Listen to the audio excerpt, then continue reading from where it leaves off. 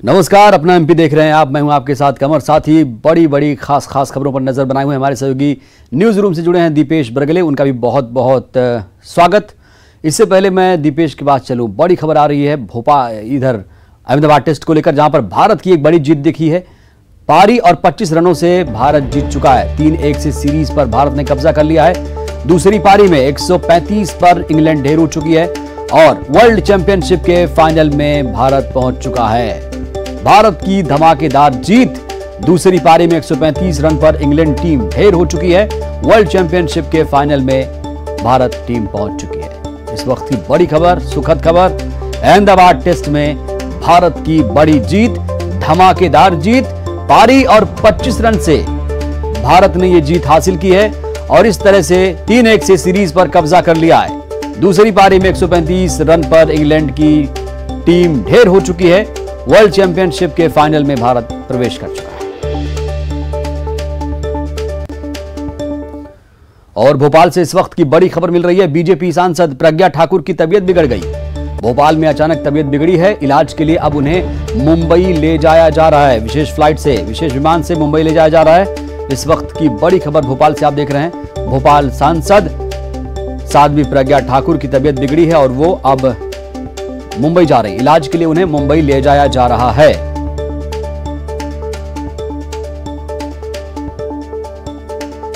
बड़ी खबर आप देख रहे हैं। बीजेपी सांसद प्रज्ञा ठाकुर की तबीयत बिगड़ी है और अचानक उनकी तबीयत बिगड़ी आज, लिहाजा उन्हें अब मुंबई ले जाया जा रहा है। इलाज के लिए मुंबई ले जाया जा रहा है।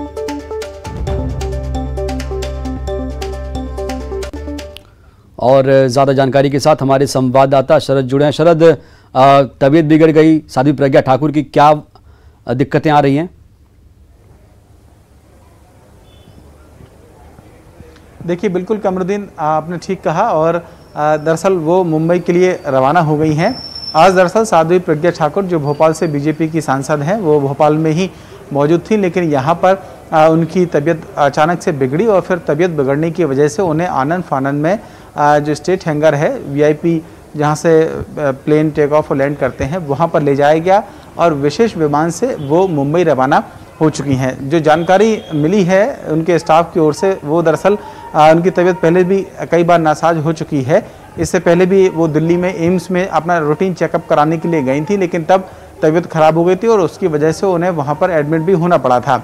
आज फिर से उनकी तबीयत खराब हुई और उनको कुछ घबराहट जैसी जो शिकायत हैं वो उनकी हुई और जब उन्हें लगा कि तबीयत ज़्यादा ख़राब हो रही है तो फिर उसके बाद उन्हें आनंद फानंद में मुंबई ले जाया गया है, जहां पर ये बताया गया है कि संभवतः जो कोकलाबेन हॉस्पिटल है मुंबई का, वहां पर उन्हें एडमिट कराया जाएगा और वहां पर वो अपना इलाज करवाएंगी। जी, यहाँ के डॉक्टर क्या कुछ कह रहे हैं इस तबीयत को लेकर शरद?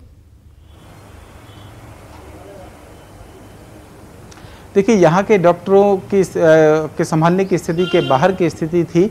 यही वजह है कि उनको मुंबई ले जाया गया है, लेकिन हाँ, प्रारंभिक तौर पर उनको ट्रीटमेंट दिया गया, क्योंकि जब उनको लगा कि तबीयत खराब है तो यहाँ पर जो डॉक्टर्स हैं उन्होंने उनको प्रारंभिक तौर पर देखा, लेकिन जैसा कि मैंने कहा कि तबीयत ठीक नहीं लग रही थी उनको, इस वजह से फिर उनको मुंबई रेफर करने की जो बात है वो सामने आई और फिर उन्हें मुंबई विशेष विमान से ले जाया गया है। बिल्कुल शरद, जानना चाहूँगा और कौन कौन उनके साथ गया है, क्योंकि जाहिर सी बात है तीमारदारी के लिए भी चाहिए।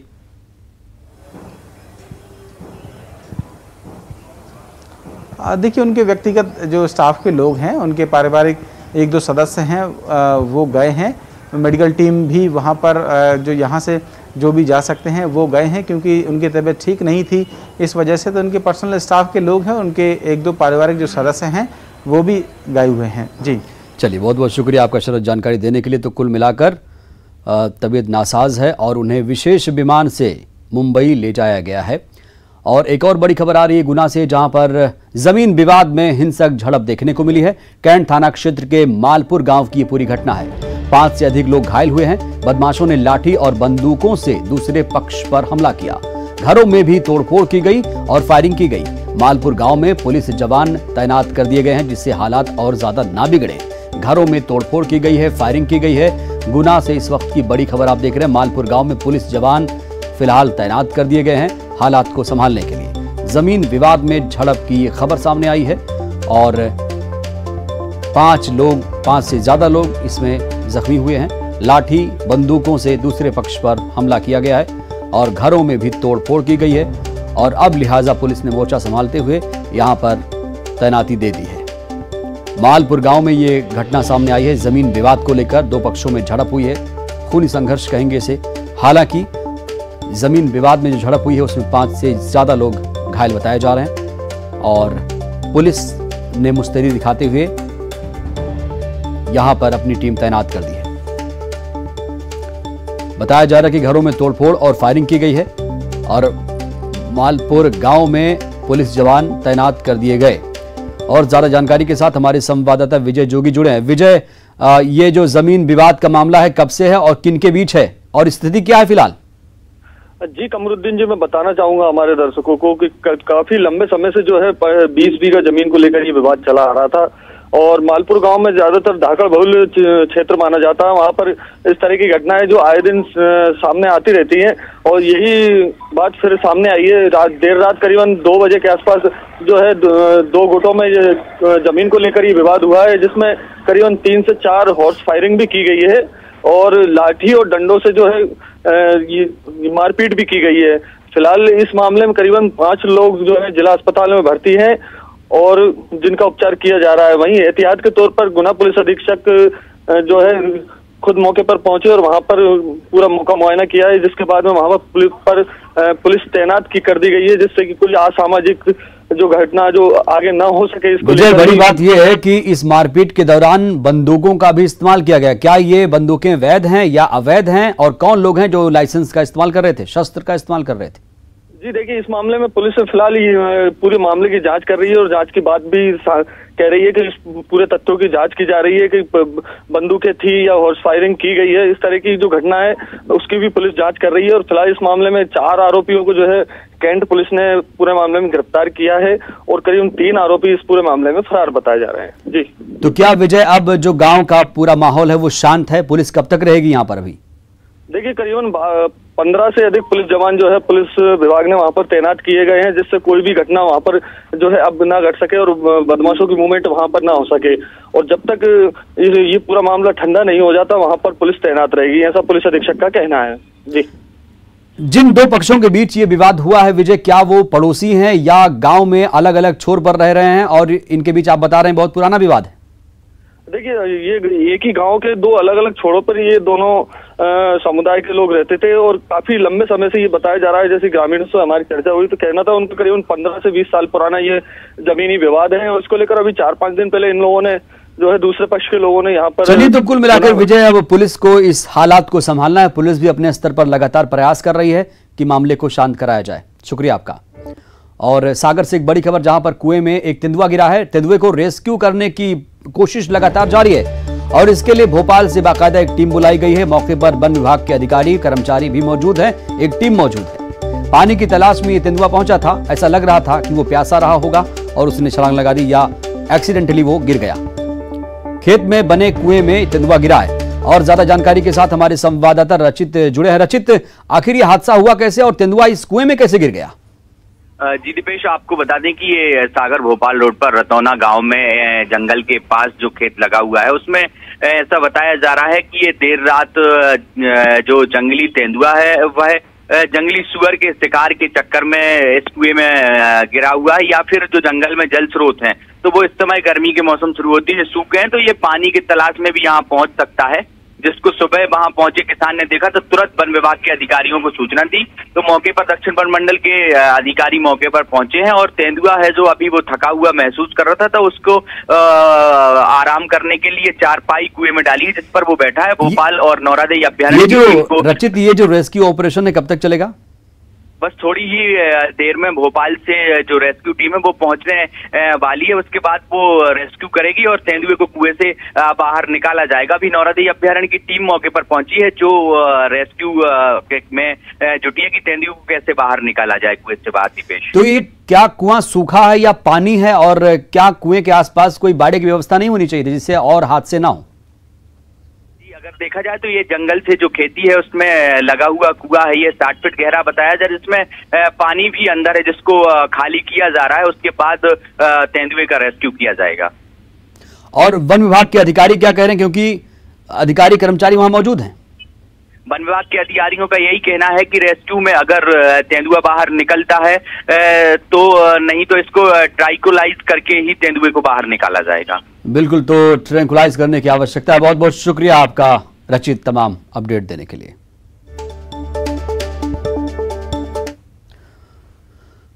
और खबर आगरमालवा से, जहां पर लोकायुक्त के छापे में बड़ा खुलासा हुआ। करोड़ों का आसामी निकला प्रभारी प्रबंधक, आय से 300 गुना अधिक संपत्ति निकली है। उज्जैन लोकायुक्त ने खुलासा किया है। 360 रुपए से शुरू की थी प्रबंधक ने नौकरी, साल 1999 से नौकरी शुरू की थी और अब काली कमाई का, करोड़ों की काली कमाई का यहां पर खुलासा हुआ है। आप अंदाजा लगा सकते हैं कि मात्र 22 साल की नौकरी में 360 रुपए से शुरू हुई नौकरी करोड़ों में पहुंच चुकी है और इसीलिए यहां पर आय से 300 गुना ज्यादा संपत्ति मिली है। इसीलिए लोकायुक्त ने छापेमारी कार्रवाई की।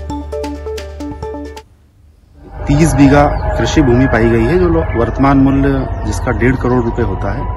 इनके पास दो मंजिला मकान पाए गए हैं। एक नलखेड़ा में है, एक इनके ग्राम दमदम में है। एक 4 पहिया वाहन मारुति बलेनो पाई गई है। एक ट्रैक्टर है मैसी फर्ग्यूसन। 3 2 पहिया वाहन पाए गए हैं और लगभग 24 लाख रुपए के इनके यहाँ जेवरात पाए गए हैं। इनके यहाँ घर में जो इन्वेंट्री बनी है, सामानों की सूची बनी है, वो लगभग 25 लाख की होती है। इस तरह से आरोपी द्वारा लगभग अपने सभी स्रोतों से 1 करोड़ की वैध आय की गई है। उसके अपोजिट में इनके यहाँ पर लगभग 2.5 से 3 करोड़ की संपत्ति अर्जित करना और विभिन्न कार्यों में व्यय किया जाना पाया गया है।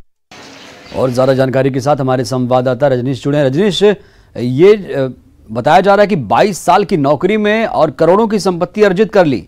प्रभारी प्रबंधक के बारे में कुछ बताइए जरा।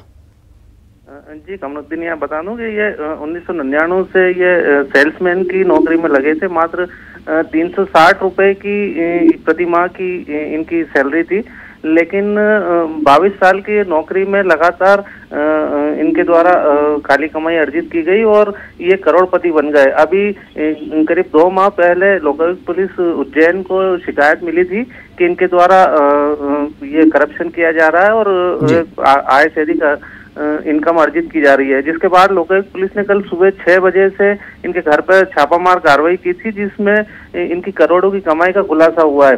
तो ये जो सोसाइटी में जो लोन है, इसके अलावा जो खरीदी की जाती है समर्थन मूल्य की और जो राशन होता है, इन सब में कहीं ना कहीं इनके द्वारा घोटाला किया गया, जिससे ये संपत्ति इनके द्वारा अर्जित की गई है। जी चलिए रजनीश, बहुत बहुत शुक्रिया आपका।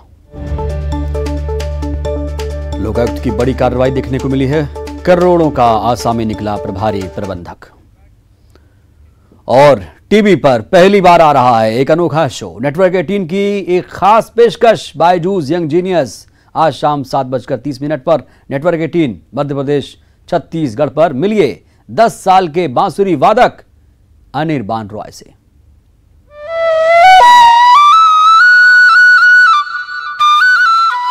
मेरा नाम अनिर्बान रॉय है। मैं क्लास 5 में पढ़ता हूँ। मैं 10 साल का हूँ और मैं एक फ्लूट प्लेयर हूँ। ये है यंग जीनियस, जिसकी सुबह और शाम की साथी बांसुरी है।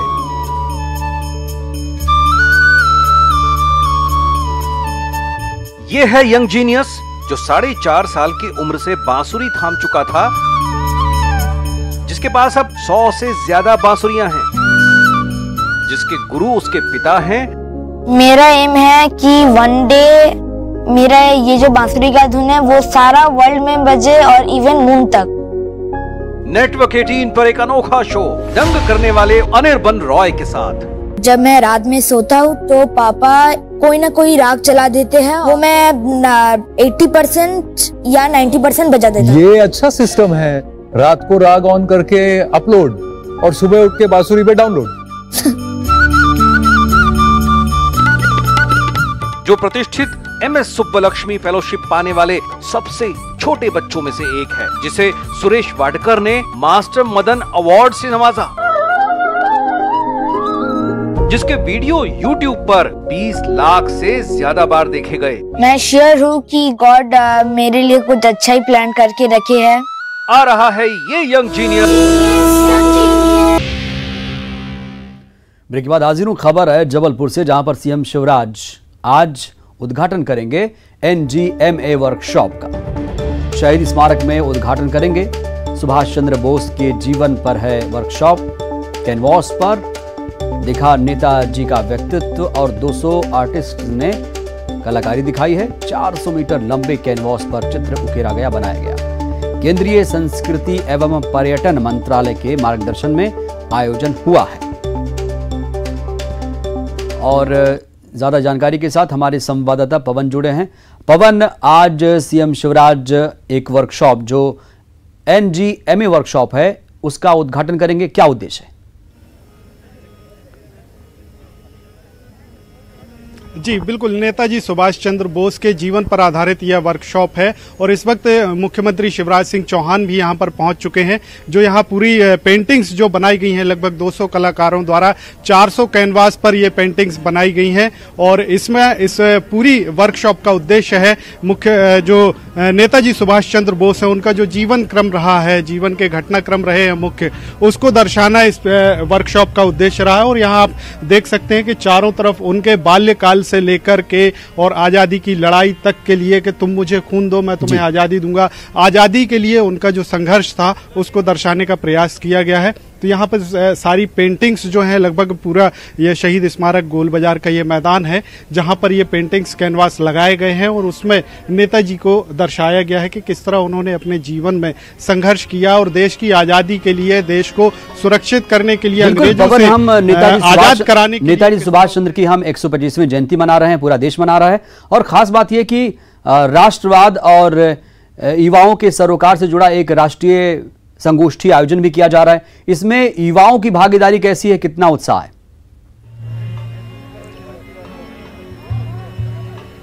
जी बिल्कुल, युवाओं का ही इसमें पूरा योगदान है। जिस तरह की ये पेंटिंग्स बनाई गई हैं, ये आर्टिस्ट जो हैं सारे युवा आर्टिस्ट हैं जिन्होंने ये पेंटिंग्स बनाई हैं और मुख्यमंत्री जी इसका अवलोकन कर रहे हैं। केंद्रीय पर्यटन मंत्री प्रहलाद पटेल जी भी यहाँ पर साथ में है, सांसद राकेश सिंह साथ में है और एक पूरा जो मैदान है, ये पूरा मैदान भरा हुआ है। ये पेंटिंग्स का मुख्य उद्देश्य जो है वो नेताजी के जीवन से जुड़ी वो घटनाएं जिन्हें लोग आमतौर पर नहीं जानते हैं या जो सिर्फ उनके बारे में पढ़ते हैं उन्हें मालूम होती हैं। जी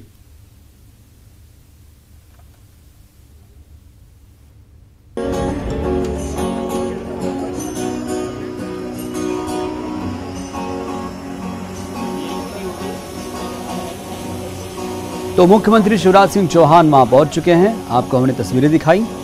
NGMA वर्कशॉप का उद्घाटन किया जा रहा है और आप देख पा रहे हैं मुख्यमंत्री शिवराज सिंह चौहान वहां नजर आ रहे हैं।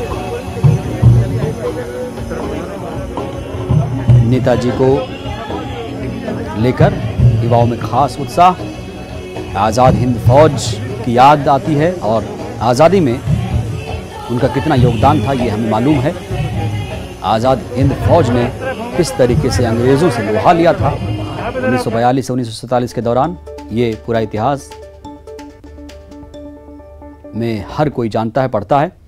और इसीलिए ये खास दिन, क्योंकि हम नेताजी की 125वीं जयंती मना रहे हैं और ख़ास बात ये कि इस पर एक राष्ट्रीय संगोष्ठी का आयोजन भी किया गया है जिसमें देश के कोने कोने से लोग पहुंच रहे हैं। सीएम शिवराज सिंह चौहान भी आपको नजर आ रहे हैं। आज का दिन बेहद खास। और पवन ने बताया कि किस तरीके से तमाम तरह के चित्रों को उकेरा गया है, बाल्यकाल से लेकर उनकी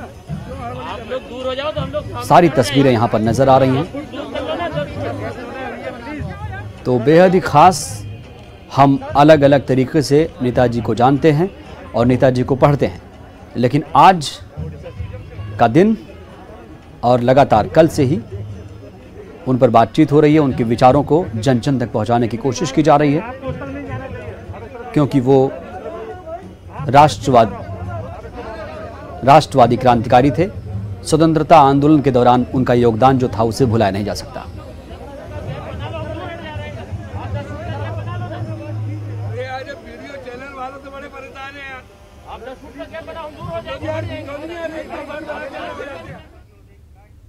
इस बुलेटिन में इतना ही। दीजिए इजाजत। नमस्कार।